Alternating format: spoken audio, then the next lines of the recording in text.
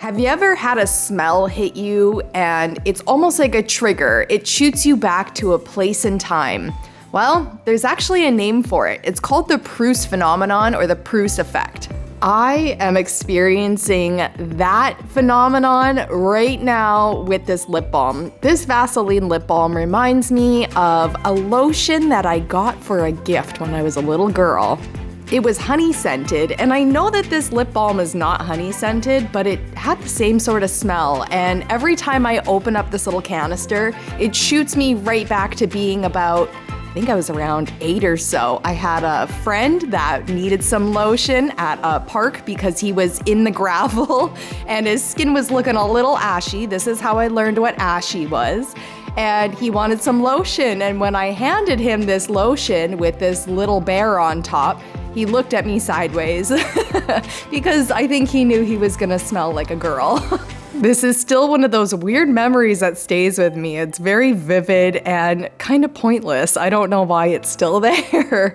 But every time I open up this lip balm, seriously, I get shot back to that. So I was inspired to make a certain character to pop in this little thing. When I say thing, I mean canister, can. I don't know what these are called, lip balm container.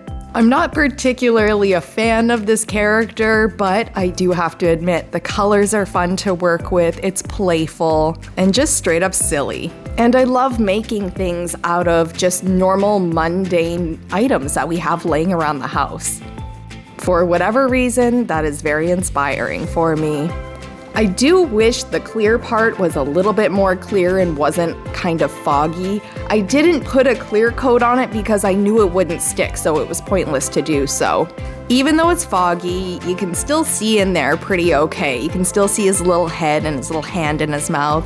And the bees, I almost forgot the bees. I shot the whole ending part and realized afterwards, oh my God, there's no bees. It's just not finished without them. So I had to go backwards a couple of steps, but we're finally here. So it turned out pretty cute. It's a little small guy.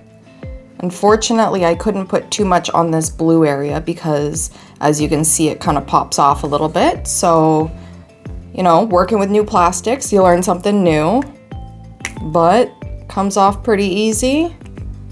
Little lip balm in there. Got a bird screaming in the background. Pardon my parrot. There we go. Of course, like everything I make, it's a little impractical to throw in your bag, but it did bring me back to seeing that little boy looking at me sideways again. How fun.